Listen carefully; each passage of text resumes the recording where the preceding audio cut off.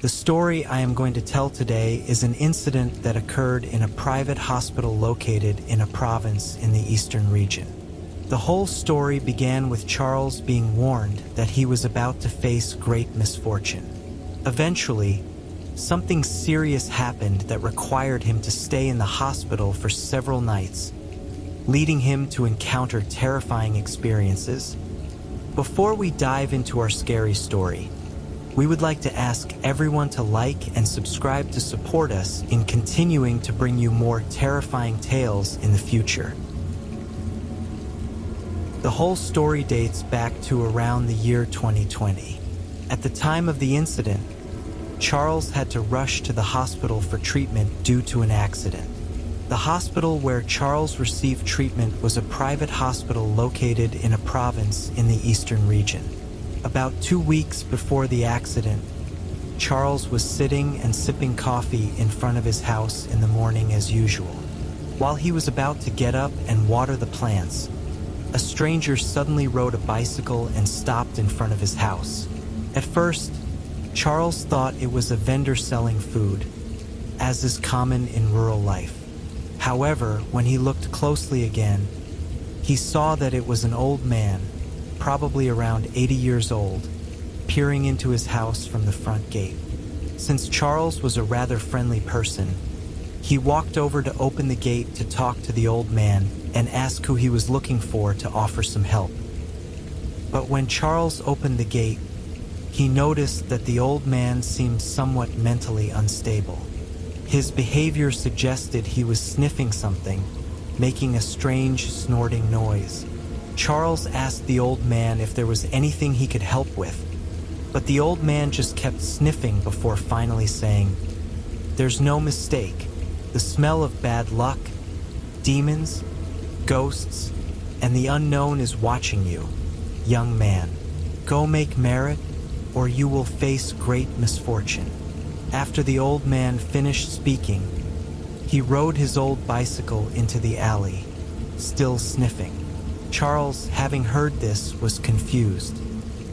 The next morning, Charles saw the same old man riding his bicycle and stopping at the front gate at the exact same time, which made Charles realize that he had lived in the area since he was a child and had never seen this old man before. It was unlikely that he had just moved into the area. The incident that morning was just like the previous day. The old man sniffed something and then said, "I can still smell it. You're quite fragrant, young man. They're watching you. Be careful and go make merit." That morning, Charles felt uneasy about the words spoken by the seemingly insane old man. He decided to chase the old man away, telling him to ride his bicycle elsewhere. About 3 or 4 days later, while Charles was out shopping at the market as usual, an unexpected incident occurred.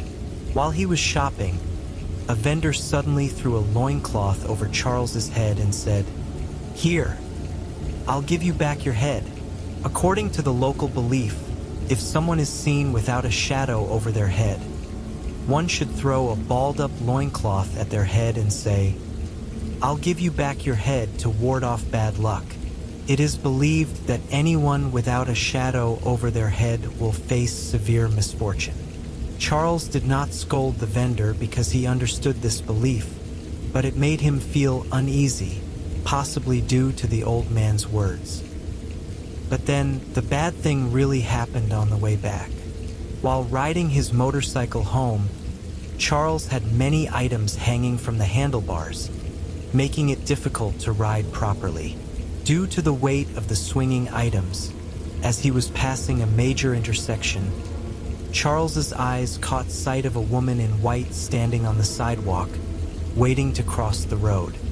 He had seen her from afar, but she didn't cross, seemingly waiting for Charles's bike to pass. Even though the road had been clear earlier, when Charles's bike got closer to where the woman was standing, he realized she wasn't waiting for him to pass. Instead, she seemed to be waiting for him to get close. Suddenly, she intentionally leaped off the sidewalk. Startled, Charles swerved and braked hard. His bike lost control, skidded along the ground, and the last thing he saw were sparks flying from the metal parts of his bike scraping the road. He tumbled uncontrollably, and the items he had bought scattered all over the road. In that moment, Charles thought he wouldn't survive because he felt himself sliding far along the ground.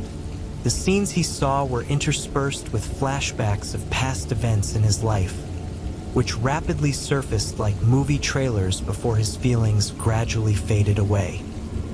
Charles didn't know how long he was unconscious.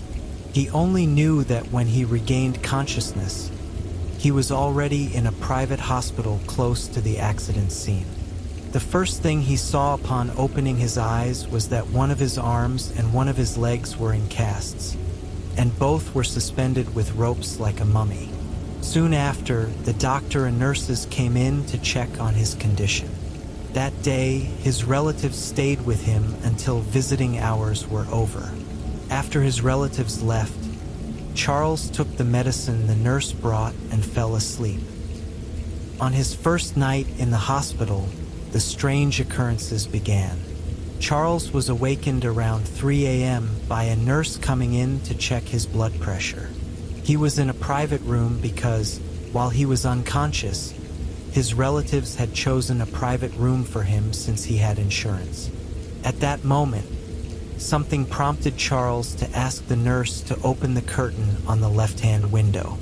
From that spot, he could see another large building of the hospital.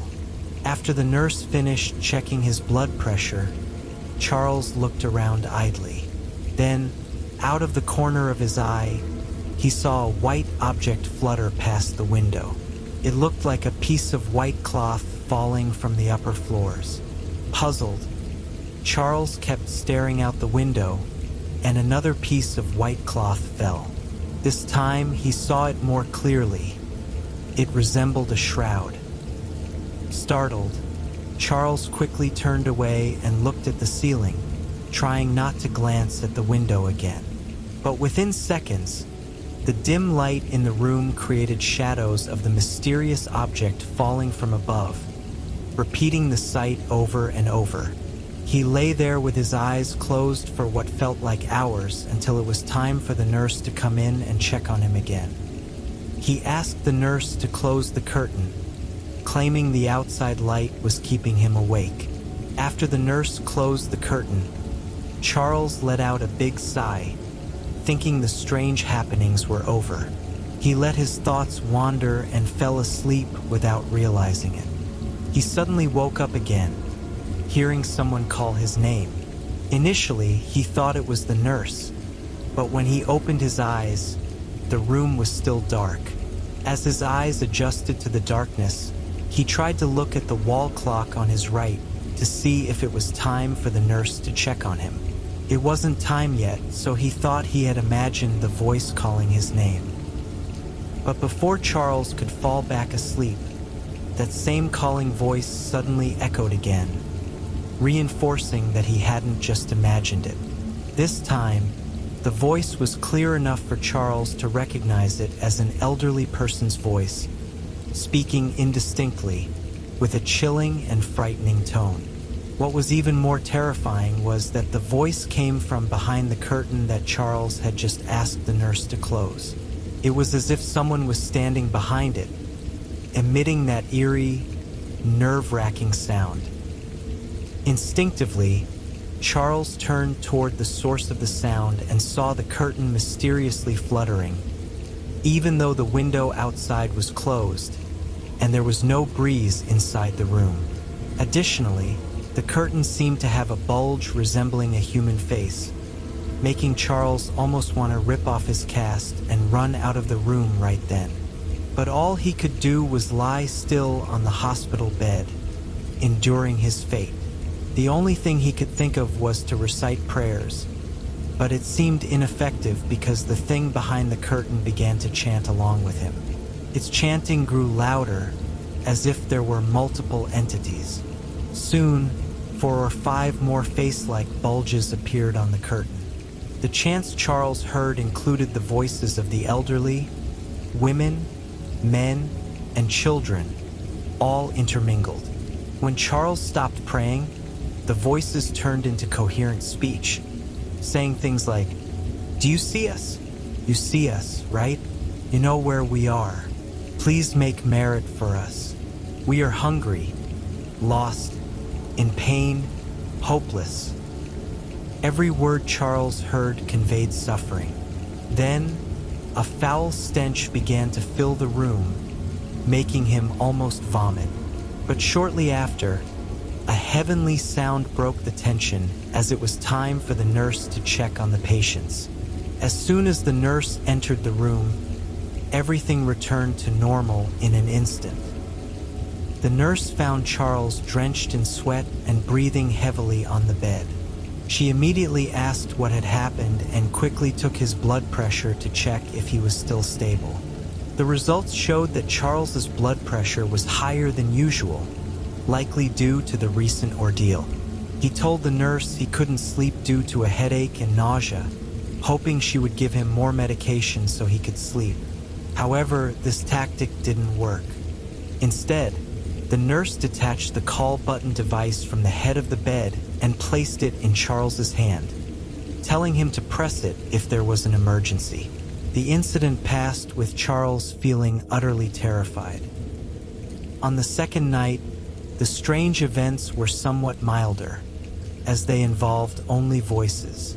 These voices mostly expressed their needs, primarily asking him to make merit for them. However, on the third night, while Charles lay like a rotten vegetable on the bed, he suddenly felt some dust falling from the ceiling into his eyes, prompting him to look up. He saw a dark spot, about the size of a baseball, moving slightly on the ceiling. As Charles stared at it, the spot suddenly rushed towards his face. What he saw resembled a black smoke with a human-like face, mouth agape. This sight startled him so much that he screamed and thrashed about, forgetting he was in a cast.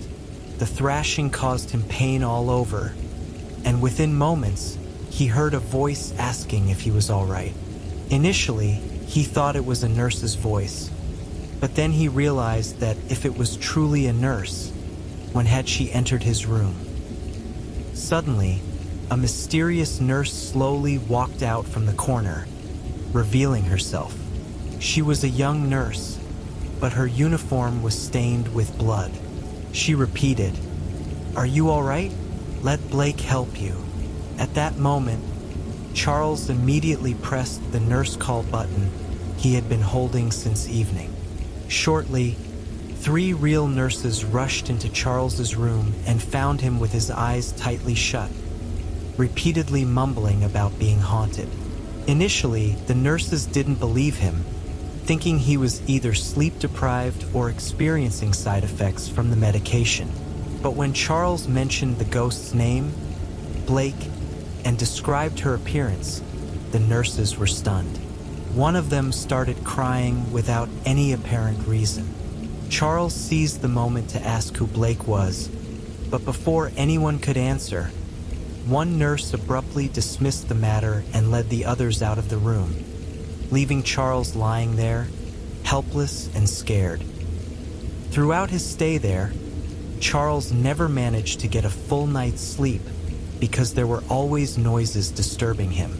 Each time he called for a nurse, the strange occurrences would immediately cease. As his body began to recover and he could start moving with crutches, Charles began to wander around as much as he could. It seemed as if the ghosts realized that Charles was about to leave them because that week, he heard voices almost every night asking him to make merit for them. The scariest night occurred around midnight one night when, on a whim, Charles decided to take the elevator down for a walk around the ground floor. It seemed like the spirits wanted him to be aware of their presence. After his walk, he took the elevator back to his room on the 4th floor. Everything seemed normal at first, but as he watched the numbers on the elevator display, the elevator did not stop when it reached the 4th floor. Instead, it behaved as if the system had malfunctioned. The lights flickered on and off, then went out completely, and the sound of the elevator stopped. It started moving again, even though the lights remained off. Charles found himself standing in the dark elevator, which was slowly ascending, accompanied by faint, unintelligible whispers. These voices sent chills down his spine. Soon, the elevator stopped and the doors opened on the first floor. Directly in front of him to the left were two large doors, above which was a sign indicating it was the morgue, known as Playfair Room or Room of the Sky. As Charles stood in the elevator, filled with fear, he heard multiple footsteps, as if a crowd was rushing out of the elevator. The initial whispers followed these footsteps into the morgue, reminiscent of office workers heading into a meeting room. Charles desperately tried to press the button to go back to the fourth floor, but the elevator wouldn't respond. Overwhelmed with fear, he decided to use his crutches and carefully made his way down the emergency stairs beside the elevator, completely forgetting about his pain. He struggled down 2 floors and encountered a male nurse who asked why he was using the stairs. The nurse helped Charles back to the 4th floor. Charles briefly explained his ordeal, and the nurse mentioned that others had experienced similar incidents, but it usually involved the elevator stopping on the wrong floor. Once back on the 4th floor, Charles immediately demanded to leave the hospital that night. However, the nurses persuaded him to stay, promising to check on him frequently throughout the night. That night passed uneventfully.